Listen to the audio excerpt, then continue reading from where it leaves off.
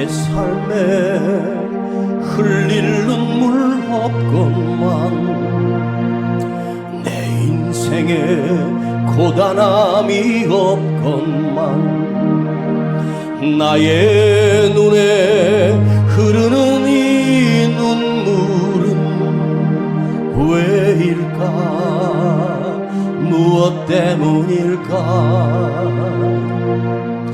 나의 삶에 부족함이 없거늘, 내 인생에 슬픔이 없거늘, 한없이 흐르는 이 눈물은 왜일까?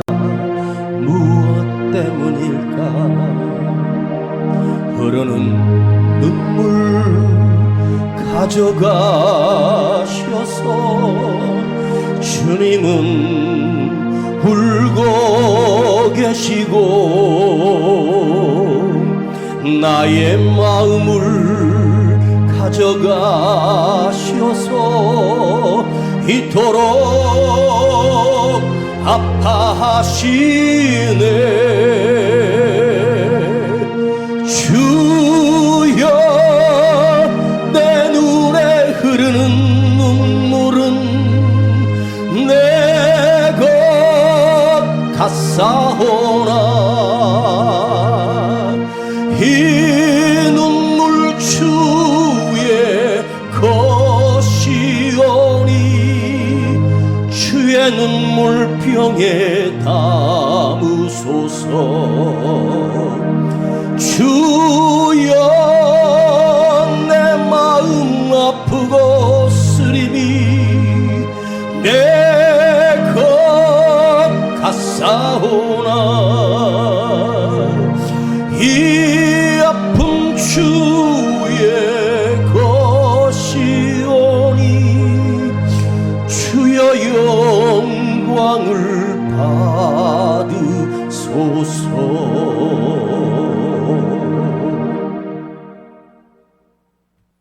9살 소년이 사흘 동안 아무것도 먹지 못하고 굶었습니다.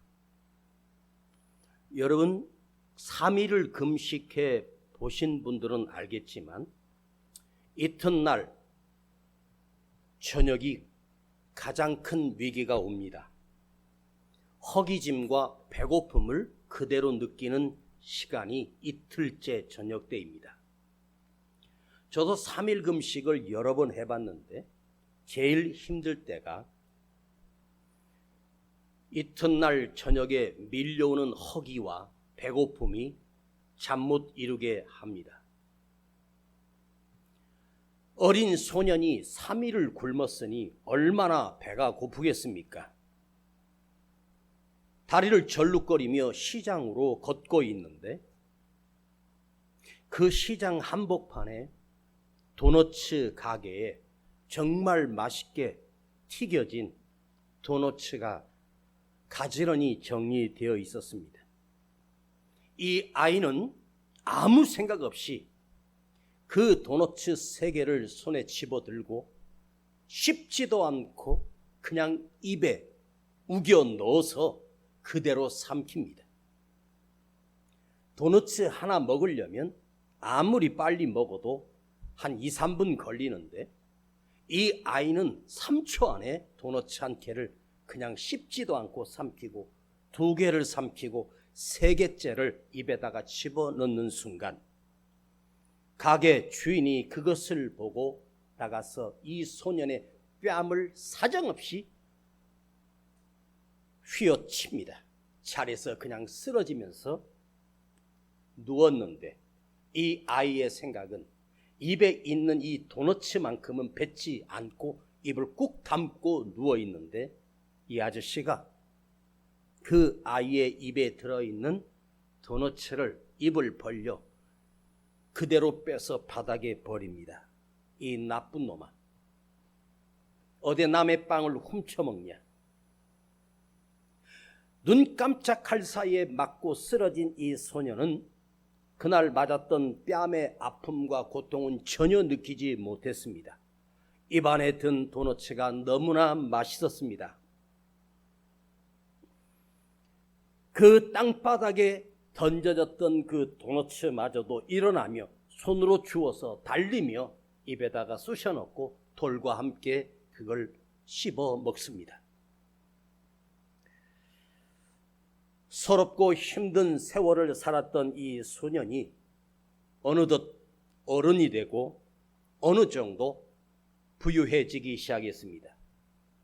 그는 아이들의 배고픔과 노인의 배고픔을 고스란히 경험했기 때문에 이 아이가 성장하여 자기 재산의 거의 전부를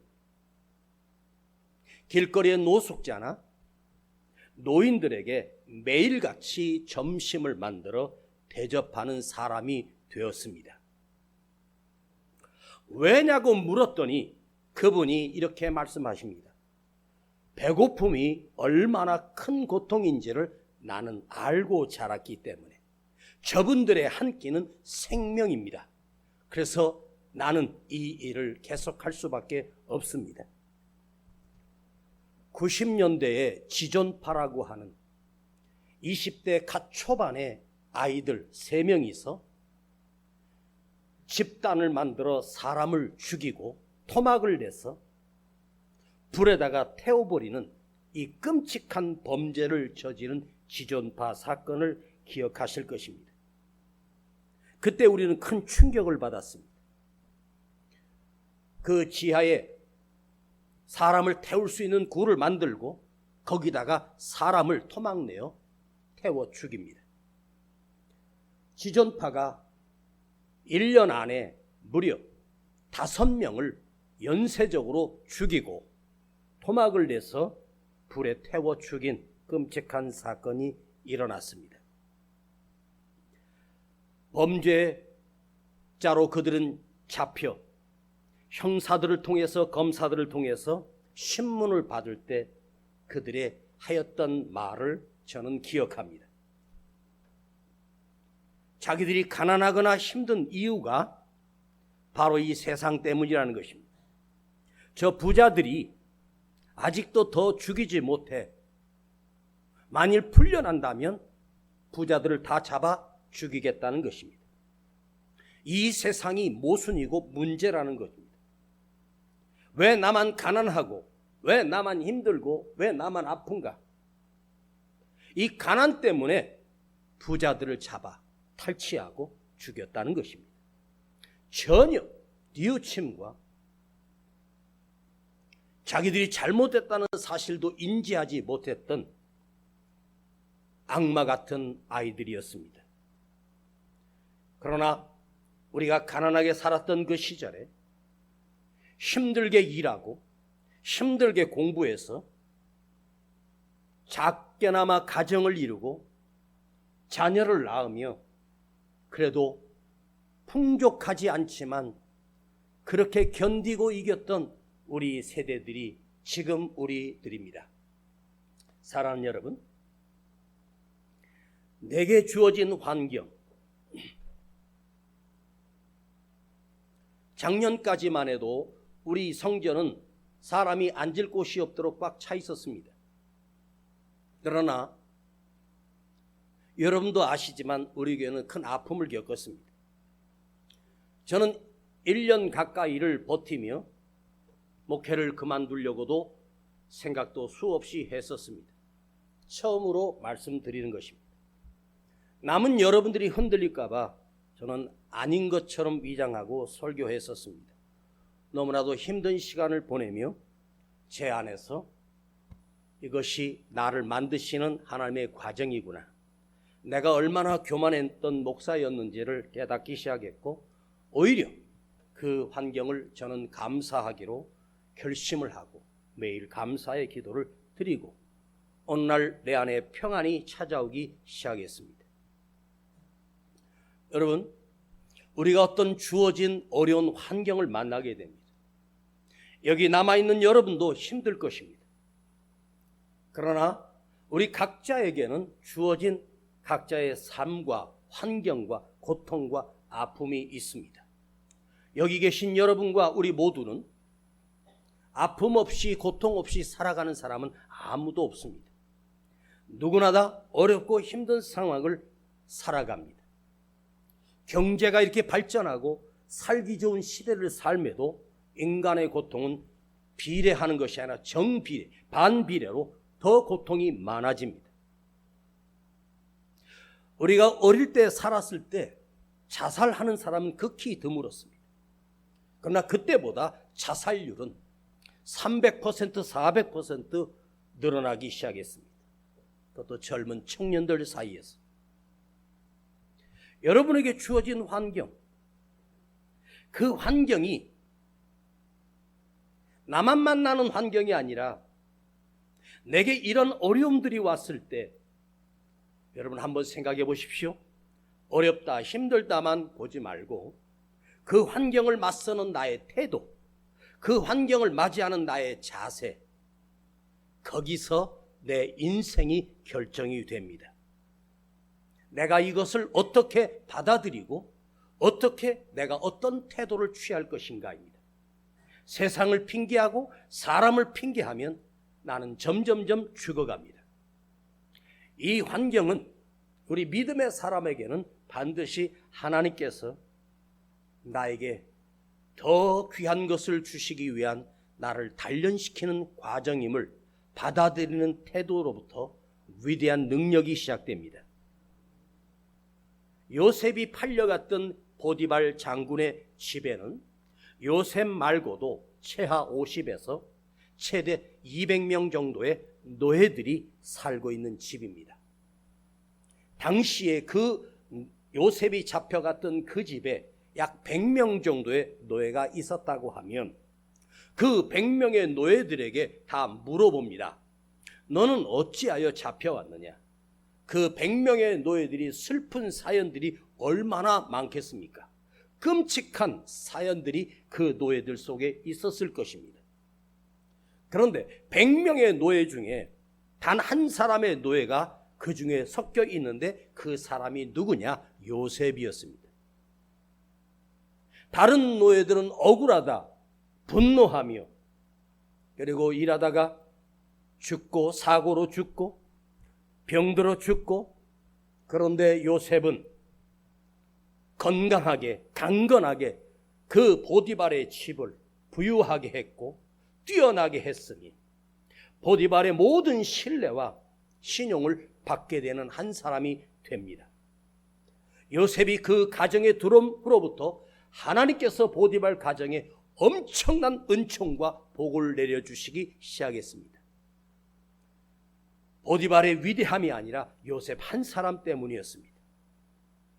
왜 그랬을까요? 요셉 그 한 사람 때문에 보디발의 집이 100배나 풍성해지는 엄청난 복을 받은 이유가 무엇이었을까요? 요셉이 맞이했던 태도였습니다. 요셉이 받아들였던 태도였습니다. 나는 노예가 될 사람이 아닌데, 우리 아버지는 부자인데, 나는 아브라함의 후손인데, 억울하기로 치면 요셉만큼 억울한 사람이 없습니다. 친형들에게 팔려 이집트의 노예로 팔린 것입니다. 그러나 요셉은 하나님을 꿈꾸며 하나님을 기억하며 매일마다 하나님이 주신 꿈을 꾸며 그 노예 생활을 오히려 극복하고 기쁘고 즐겁게 행복하게 견디고 이겨냈습니다. 그때 하나님께서 앞으로 올 대재앙 7년의 대흉년을 준비하는 위대한 지도자로 요셉을 세우셔서 큰 이집트와 그 변방 국가들의 흉년을 그 요셉 한 사람이 7년의 흉년을 먹이도록 하나님께서 요셉에게 그 엄청난 일을 맡겨주셨습니다. 모세가 왕자의 신분으로 하루아침에 살인자가 되어 미디안 광야에 쫓겨났을 때 한번 생각해 보십시다. 여러분, 어제까지만 해도 내가 잘 나가고 어제까지만 해도 내가 큰 부유함으로 큰 부자로 떵떵거리고 살았던 내가 하루아침에 부도나서 거지가 돼서 쫓겨나서 움막에서 산다고 생각해 보십시다. 차라리 그것을 맛보지 않았으면 살만한데 맛봤기 때문에 미치는 것입니다. 여러분, 모세는 대제국의 왕자입니다. 황제가 될 수 있는 사람입니다. 그런데 그는 광야에 버려져 목동으로 전락한 하루아침에 비참한 인생이었습니다. 그러나 여러분, 모세는 그 광야에서 그 환경을 비탄하거나 그 환경 때문에 원망하거나 좌절하지 않았습니다. 받아들였습니다. 그리고 매일 하나님을 노래했습니다. 자기가 아들을 낳고 그 아들의 이름을 엘리에셀로 지은 걸 보면, 하나님이 나와 함께 하신다, 그 이름을 지은 것을 보면 모세는 믿음으로 살았고 눈물로 살았던 인생이었습니다. 여러분, 사람이 가장 아름다운 때가 언제일까요? 내 자신을 위해서 사는 사람이 가장 비참한 사람이고, 누군가를 돕는 자가 가장 행복한 사람입니다. 사람이 가장 아름다울 때가 언제입니까? 힘들고 어려운 사람을 돌보고 자기 아픔을 건너뛰며 더 힘든 사람을 돌보며 사랑하며 은혜를 베푸는 사람이 가장 위대한 사람입니다. 믿음의 사람 또한 마찬가지입니다. 마더 테레사 수녀가 평생 불구자 그 고아들을 씻기고 먹이며 힘들게 일하고 있을 때, 먹일 것이 없어서 매일 고민하며 사는 이 수녀, 세계 인류 가운데 가장 아름다운 여성 하나를 꼽으라면 테레사 수녀입니다.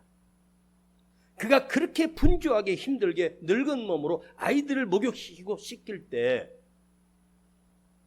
누군가 수없이 찾아와, 수녀님 이제 그만하시죠, 너무 힘드시잖아요.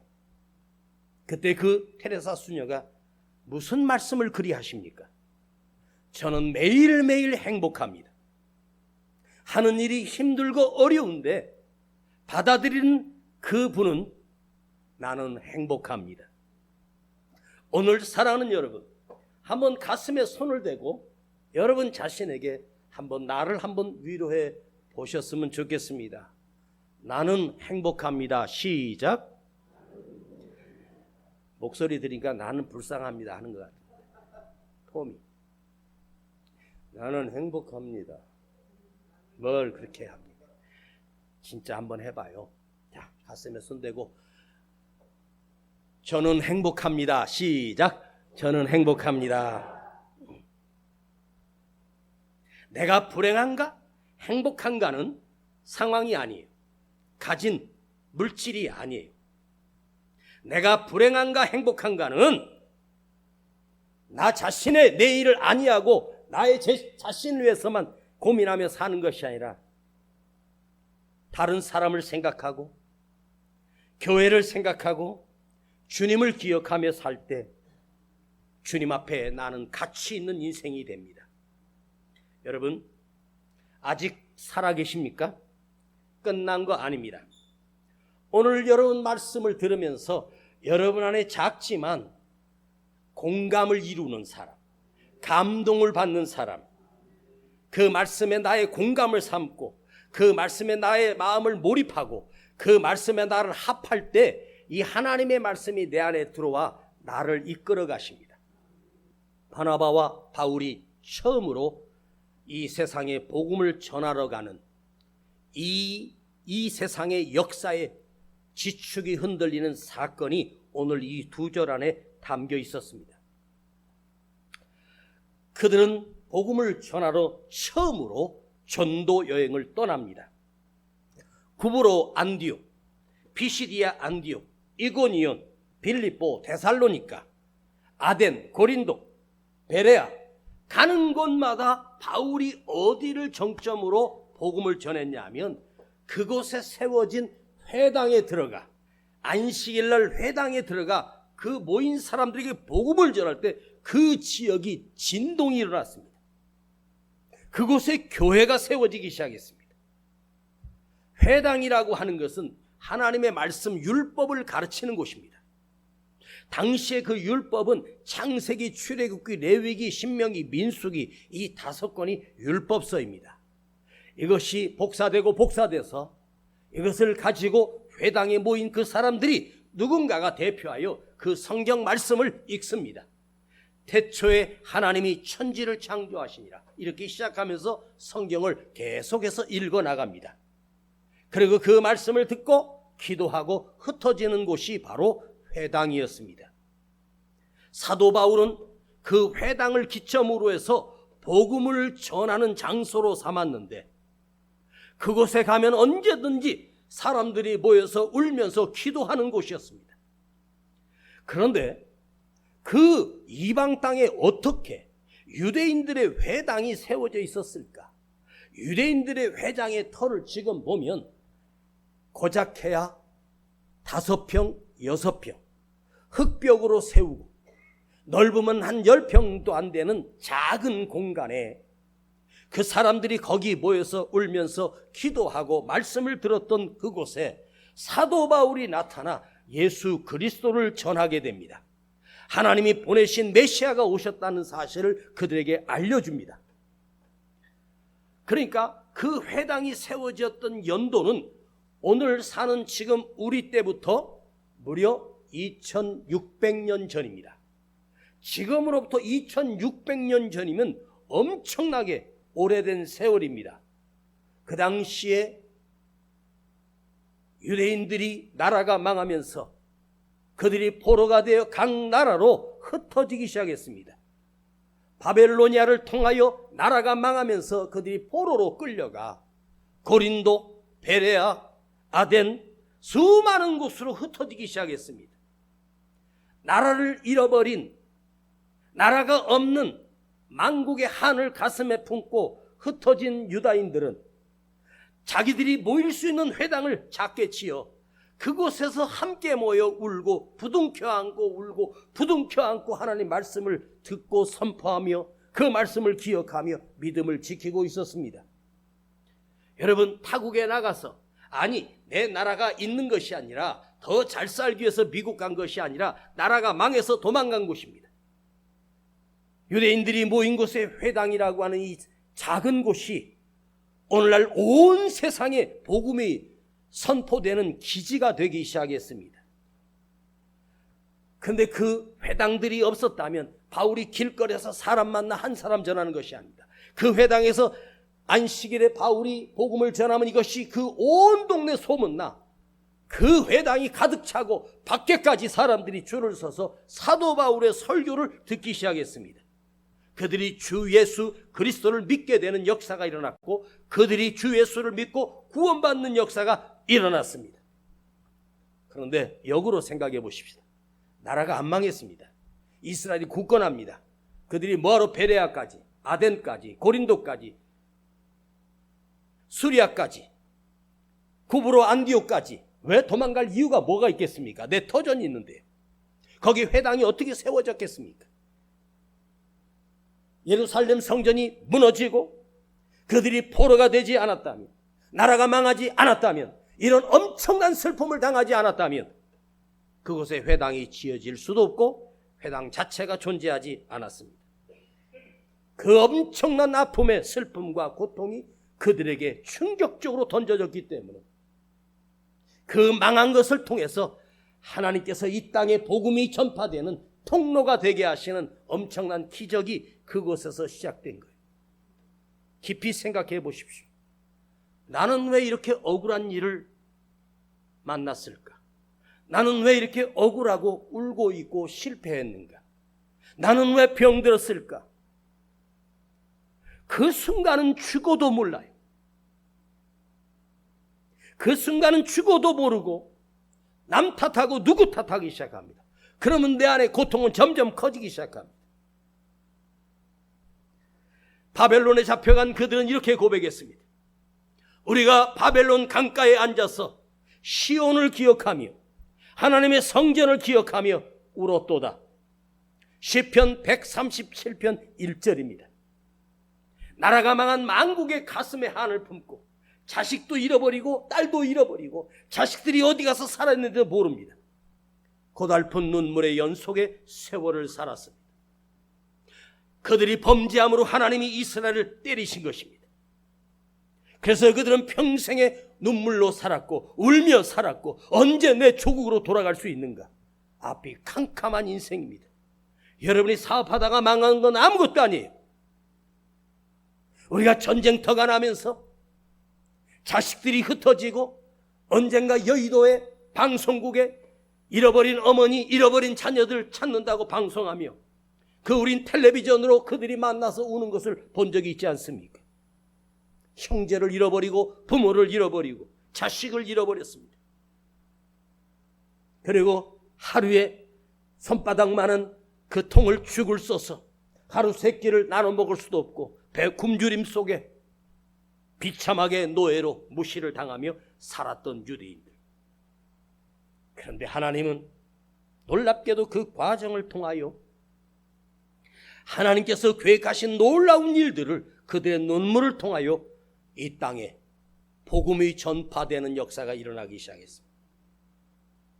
그들이 회당에서 울지 않았다면, 그들이 회당에서 하나님의 말씀을 듣지 못했다면, 그것에 회당이 없었었다면 우리는 지금 전혀 하나님도 모른 채 자기가 잘난 맛으로 살다가 지옥으로 떨어질 인생이었습니다. 그 유대인들이 지었던 회당, 그것이 2600년 전에 세워졌던 그 회당이 오늘 이 조국 대한민국을 살리는 눈물이 되었다는 사실을 여러분은 아십니까? 그러면 오늘 우리는 내가 흘린 눈물로, 내가 가슴 아파하는 이 가슴 아픔으로 우리는 누구를 살려야 하겠습니까? 저희 아버지는 목사님이셨습니다. 제 성장기 때 저희 아버지는 은세처를 별 기대하지 않았습니다. 그닥 공부를 잘한 것도 아니고 매일 싸움질만 하고 사고만 치고, 저는 망가질 대로 망가졌고 가난한 가정이 너무 싫었고, 아버지는 늘 저를 걱정하시다가 끝내 돌아가셨습니다. 저희 아버지는 제가 목사가 되어 이렇게 35년 동안 목회할 거라고 아버지는 전혀 기대하지 않으셨습니다. 저는 인생 자체가 가능성이 없는 인생이었고, 주일학교 교회를 맡아서 아이들 분반 공부할 때 그 교재를 주면 그거 안 하고 애들 모여서 조그만 방에 모여서 같이 통성으로 기도하고 막 그랬습니다. 그래서 교회 주일학교 부장 선생님이 나를 매일같이 야단쳤습니다. 한 2달에 한 번씩 교사들이 돌아가면서 주일학교 예배 설교를 합니다. 그럼 맨날 성령 설교하니까 아니 좀 다른 설교 좀 바꾸라고 이 선생. 제가 그 집사님에게 그랬습니다. 집사님, 저는요 앞으로 훌륭한 목사님이 될 거예요. 그랬더니 그 집사님이 뭐라 그런 줄 아십니까? 이 선생이 목사님이 되면 내 손가락에 장을 지진다. 가능성이 없었습니다. 설교를 잘하는 것도 아니고 무식했습니다.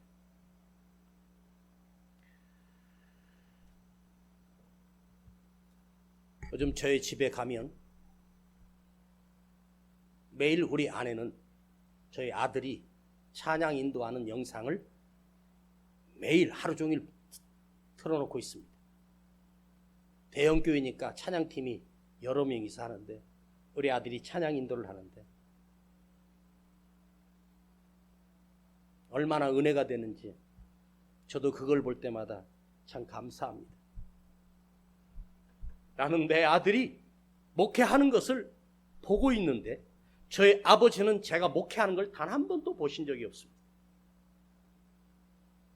그리고 그 내 아들을 보면서 이 3대째 목사가 된 아들이 참으로 귀하고 소중합니다. 참으로 행복합니다. 장석교회 이종찬 목사를 한번 쳐보십시오. 얼마나 뜨겁게 찬양을 하는지 온 청중들이, 내가 그 방송으로 유튜브로 보는 것도 은혜가 돼요. 가끔씩 설교하는 거 보면 참 역시 애비를 닮았구나, 그것이 느껴집니다. 저도 사실은 여러분이 인정하시잖아요. 누구보다도 깊은 메시지를 묵상합니다. 그리고 언제부터 복음을 전하기 시작했고, 십자가가 아니면, 천국이 아니면 아무 의미가 없다. 여러분, 직장에 다니는 이유가 뭐예요?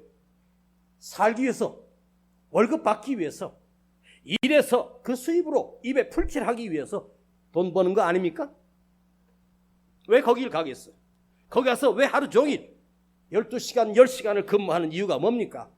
돈입니다. 그럼 여러분이 교회를 왜 나오십니까? 여기서 좋으려고가 아닙니다. 우리 끝에는 천국이 기다리고 있습니다. 우리는 교회 교제하러 나오는 게 아닙니다. 성가대하러 나오는 게 아닙니다. 예배를 통해서 나의가 구원이 확신이 되고 내가 예수를 영접하고 내 안에 굳건한 믿음으로 천국에 서야 하기 때문에 이 교회당에 나와 예배를 드리는 거예요. 수만 명이 모인 예배당이라고 해서 다 천국 가는 것이 아닙니다. 찬송에 감동을 받았다고 천국 가는 게 아닙니다. 말씀을 듣고 회개하고 예수를 믿어야 합니다. 그런데 지금은 그런 설교하면 싫다고 가버립니다. 난 이것이 너무 가슴이 아파. 예전에는 제가 멋있게 예화를 들어서 설교를 멋있게 했는데 그거 아무 의미가 없습니다. 내가 예수를 믿지 아니하면 아무 의미가 없어요. 오늘 여러분 간곡히 이 시간 여러분에게 간절히 소원합니다. 주 예수를 믿으라. 그리하면 너와 내 가정이 살리라. 눈물을 흘리며 씨를 뿌리는 자는 기쁨의 단을 가지고 돌아오리라. 울며 눈물을 뿌리며 씨를 뿌리는 자는 반드시 기쁨으로 그 곡식의 단을 가지고 돌아오리라. 눈물을 흘리며, 이것은 농사지었다는 게 아니에요. 그 이국 땅에서 눈물로 하나님 앞에 울었던 그 눈물의 씨앗이 600년 뒤에 사도 바울을 통하여 온 세상에 복음이 선포되는 이 회당이 됩니다. 그들은 그 순간은 몰랐습니다. 왜 우리가 여기서 울어야 했는지. 그러나 하나님께서는 먼 궤 뒤에 300년, 400년, 500년 후에 이 온 세상에 너의 눈물이 세상을 구원하는 눈물이 될 것이다라고 하나님이 계획을 세우셨습니다. 버림받으셨습니까?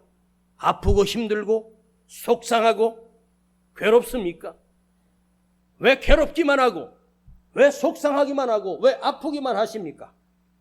여러분 안에 그걸 주님 앞에 토해낼 수 있는 눈물이 있어야 합니다. 하나님께서는요, 우리가 울 때 천사를 보내 내 눈물을 받고 하늘로 올라가십니다. 하나님이 천사를 보내 세상에 가장 귀한 것을 가지고 오라고 병 하나 주셨는데 이 천사가 세상을 아무리 다녀도 귀한 것이 없습니다. 다이아몬드를 주워가지고 다이아몬드를 받아가지고 이 세상에 최고 좋은 다이아몬드를 거기다 담았는데 이 천사가 하나님께 가면 혼날 것 같아요. 금덩어리를 담았는데 하나님 앞에 가면 혼날 것 같아요. 그런데 어느 조그만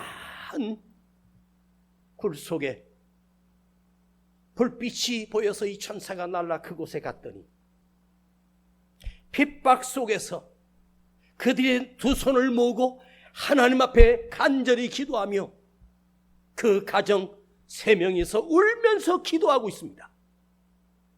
그걸 보고 이 천사가 그들 눈에 떨어진 그 눈물을 받아가지고 하나님 앞에 올라가 이 세상에 가장 귀한 것이라고 가져온 것이 성도의 눈물이었습니다.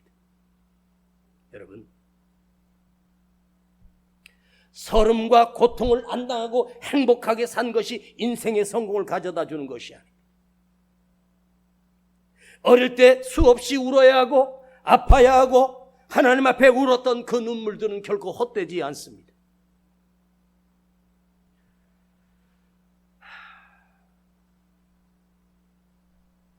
사도 바울이 이렇게 마지막에 고백했습니다. 나의 나된 것은 주의 은혜로 말미암아 그 은혜가 헛되지 아니하여 16년 동안 바울이 서러워 울었던 눈물이 쌓여 위대한 사도 바울이 됩니다. 한나는 하나님 앞에 가서 통곡하며 울었습니다. 통곡하며 울었다는 말은 그냥 눈물이 앞을 가리지 않고 흘러내렸다는 것입니다. 그 한나의 눈물이 헛되지 아니하고 주님께서 그 한나 속에 평안과 기쁨을 주시고 1년 뒤에 그가 품었던 그 아들은 장차 무너진 나라를 세울 위대한 선지자 사무엘 선지자가 일어서게 됩니다.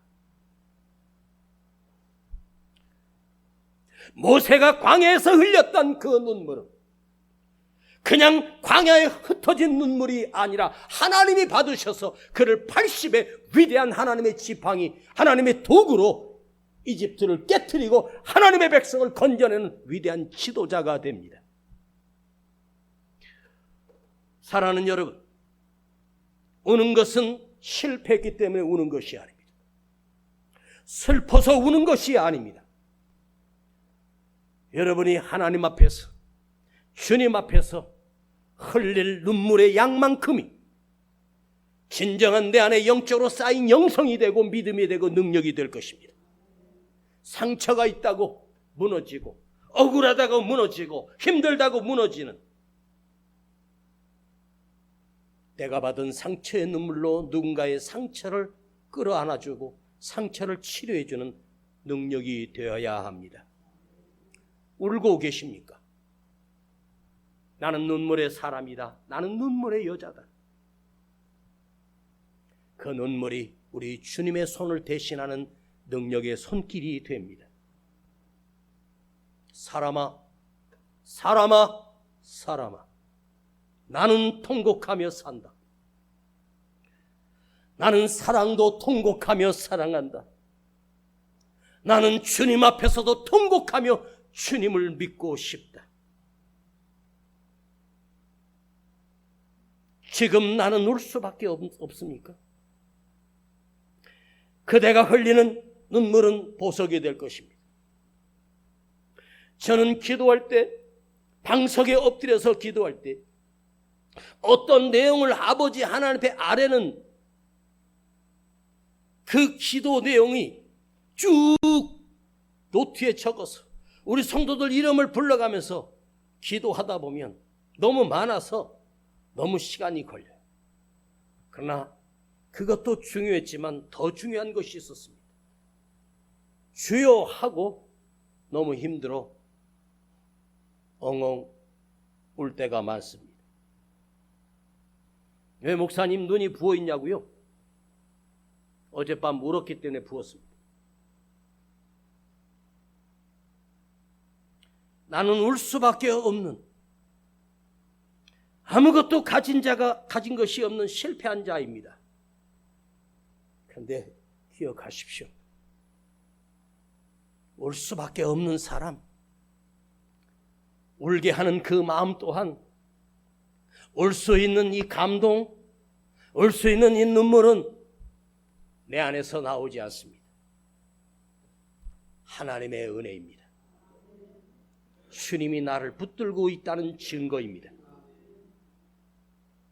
왜 병신처럼 울고 있냐고, 왜 바보처럼 울고 있냐고, 그렇게 말한 사람은 복이 없습니다. 병신처럼 우는 사람이, 바보처럼 우는 사람이, 그 사람이 복된 사람입니다.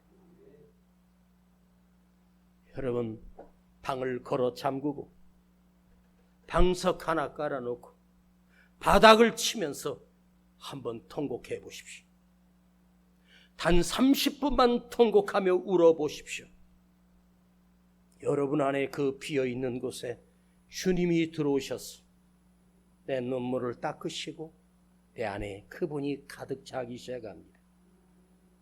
그 사람이 진짜 예수쟁이요, 그 사람이 진짜 그리스도인입니다. 여러분, 오늘 살고 내일 먹을 것, 입을 것 하나님은 다 준비해 놓으셨어. 전혀 걱정하지 마. 그러나 우리에게 가장 가난한 것은 뭐냐? 울 수 있는 능력이 없습니다. 강팍해졌습니다. 너무너무 강팍해졌습니다. 당신의 눈물이 내 자녀를 살리고, 그 다음에 영혼들을 살리고, 이 교회를 살리고, 이 민족을 살리는 거룩한 하나님의 능력이 되게 하십시오. 주여, 내 마른 눈에, 내 말라버린 광야 같은 내 눈물에 주여 다시 눈물을 주시옵소서. 회당에서 울었던 그 유다인들의 눈물을, 한나가 통곡했던 그 한나의 눈물을, 요셉이 흘렸던 그 눈물을 나에게 주시고, 모세가 울었던 그 눈물을 나에게도 주시옵소서. 그래서 우리는 다시 회복되고 다시 살아나야 합니다. 아버지 하나님, 오늘 우리의 메마른 눈물을 다시 터뜨려 주시옵소서. 내 눈물샘이 펑펑 터지게 하옵소서. 잠시 기도하는 이 시간을 가질 때 주여 우리 눈에서 눈물이 흐르게 하시고, 가슴에서도 눈물이 흐르게 하시고, 주님이 닦아주심을 경험하게 하여 주시옵소서. 예수님의 이름으로 기도하옵나이다. 아멘.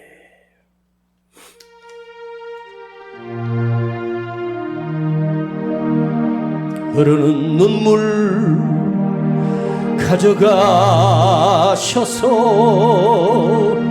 주님은 울고 계시고, 나의 마음을 가져가셔서 이토록 아파하시네. 주여, 내 눈에 흐르는 눈물은 내가 갚사오나, 이 눈물 주의 것이오니 주의 눈물병에 담으소서. 주여, 내 마음 아프고 쓰림이 내가 갓사오나, 이 아픔 주의 것이오니 주의 눈물병에 담으소서. 주여, 내 눈에 흐르는 눈물은 내가 갓사오나, 이 눈물 주의 것이오니 주의 눈물병에 담으소서. 주여, 내 마음에 흐스리고 흐름이 내가 갓사오나, 이 아픔 주의 것이오니 주여 영광을 받으소서.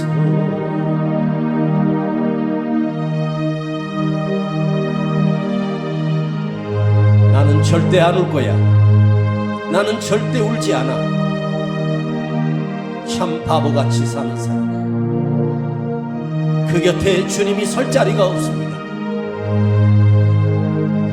이 시간 주님 앞에 잠깐 우리 기도하는 시간을 갖겠습니다. 개인적으로 주님을 만나고 1대1로 주님을 만나고 여러분 눈에 눈물이 흐를 수 있는 은혜가 있기를 원합니다. 주님이 내 마음을 만져주셔서 오늘 주님 앞에 잠깐 기도하는 이 시간에 주여 내 눈물이 흐르게 하시고 주여, 내 아픔이 나의 아픔이 아니라 주님의 것임을 기억하며 오늘 주님 앞에 나의 눈물을 드리는 복되고 거룩한 기도가 내 눈에서 흐르게 하여 주시옵소서. 간절한 마음으로 이 시간 주님을 부르고 간절히 기도하겠습니다. 주여, 내 눈물이 터지게 하시고 내 눈물이 살아나게 하여 주시옵소서. 주님, 우리를 회복시켜 주시옵소서. 주님, 내 마음을 만져주시옵소서. 주여, 내 눈에 눈물이 흐르게 하시고 내 눈에 눈물이 흐르게 하시고 내 눈에 눈물이 흐르게 하시고 내 눈물이 다시 터지게 하시고 내 눈물이 쏟아지게 하시고 내 심령이 다시 치료되기를 원합니다. 주여, 아버지 하나님, 괜찮은 척, 안 힘든 척, 잘 사는 척 가면 쓰고 살지 마라. 나는 연약한 자요, 주님이 필요한 자요, 나는 주님의 은혜가 필요한 사람입니다. 주여, 오늘 내 눈에 다시 눈물이 흐르게 하시고 주여, 내 눈물에 주의 은혜가 쏟아지게 하시고 주여, 내 눈물이 다시 시작되게 하시고 기도할 때마다 울 수 있는 능력을 주시고 기도할 때마다 아버지 하나님 거룩한 나의 울음터가 되게 하시고 거룩한 나의 울음의 터전이 되게 하시고 주여, 우리가 다른 것은 아니고 기도의 눈물이 다시 터지게 하시고 회복되게 하시고 그 순수한 영혼, 그 순수한 기쁨, 그 맑은 은혜가 다시 우리 강박한 심령을 깨트리게 하시고 세우게 하여 주시옵소서. 인도하여 주시옵소서. 아버지 하나님, 감사합니다. 주님, 오늘 우리의 아픔이 눈물이 오늘로 아버지 하나님 눈물로 끝나는 것이 아니라 아버지, 눈물이 다시 흐르는 기도, 눈물이 다시 흐르는 찬송, 눈물이 다시 흐르는 말씀으로 우리를 다시 살려주시옵소서. 오 주님, 감사합니다. 한나를 만드신 하나님, 모세를 만드신 하나님, 오늘 나를 만져주시옵소서. 나를 깨뜨려 주시옵소서.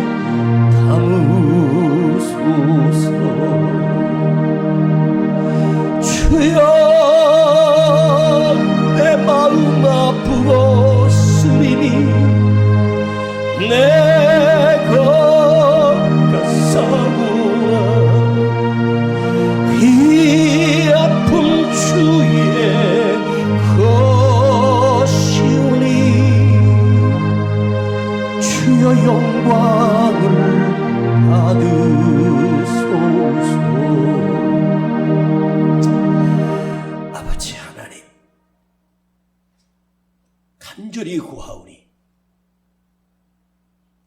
내 눈물이 다시 흐르게 하시고 내 눈물이 다시 시작되게 하시고 한나처럼 아버지 앞에 엎드릴 때마다 통곡할 수 있는 감화와 통곡할 수 있는 그 뜨거움이 우리 강팍한 심령을 깨뜨려 주시고 교만한 심령을 깨뜨려 주시고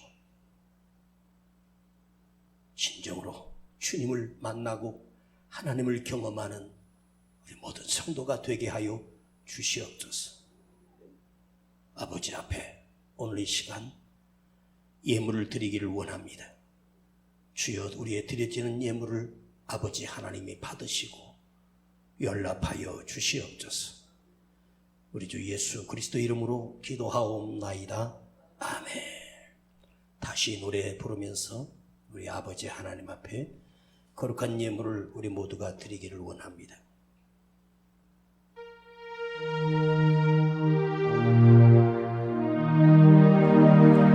나의 삶에 흘릴 눈물 없건만, 내 인생에 고단함이 없건만, 나의 눈에 흐르는 이 눈물은 왜일까?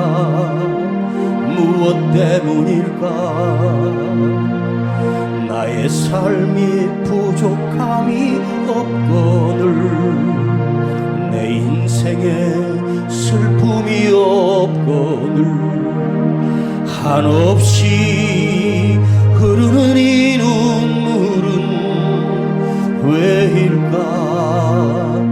왜 그럴까? 우리 다 같이 일어나시겠습니다.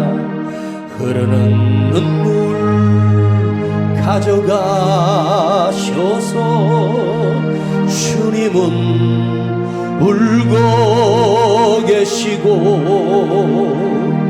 나의 마음을 가져가셔서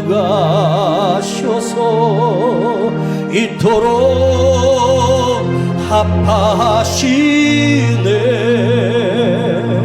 주여, 내 눈에 흐르는 눈물은 내가 가사오나, 이 눈물 주의 것이오니 주의 눈물병에 담으소서.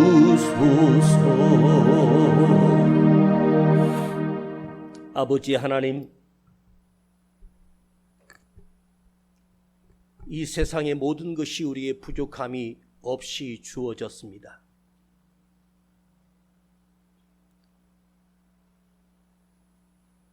우리 삶의 모든 필요한 것을 하나님이 허락하여 주셨고 내일을 예비하여 주셨습니다. 그러나 우리 안에 한 가지 부족한 것이 있습니다.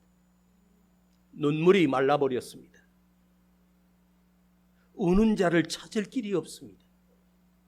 우는 자를 찾고 다니시는 주님, 내가 그 사람이 되게 하시고 나도 아버지 앞에 엎드려 통곡하며 우는 자가 되는 순수해지고 맑아지고 깨끗해지는 영혼이 되게 하여 주시옵소서. 아버지 앞에 오늘도 우리의 예물을 올려드립니다. 이것을 받으시는 아버지 하나님이 우리의 삶을 아시며 지키시고 인도하심을 우리는 믿습니다. 내일을 염려하지 말라 하신 주님을 믿습니다. 내일은 하나님께서 인도하실 것을 믿으며 오늘도 드려진 예물과 그 드림과 헌신 위에 하나님의 은혜와 은총과 특별히 눈물의 축복이 우리 속에 살아나게 하여 주시옵소서. 지금은 우리 구주 예수 그리스도의 은혜와 아버지 하나님의 거룩하신 은혜와 성령님의 놀라운 능력과 동행하심이 오늘 눈물을 간구하는 통곡의 은혜가 사모 통곡의 은혜가 다시 살아나기를 원하는 우리 모든 성도들 그 머리 위에, 삶 위에, 가정 위에, 자녀들 위에 이제로부터 영원토록 함께 계실지어다. 아멘.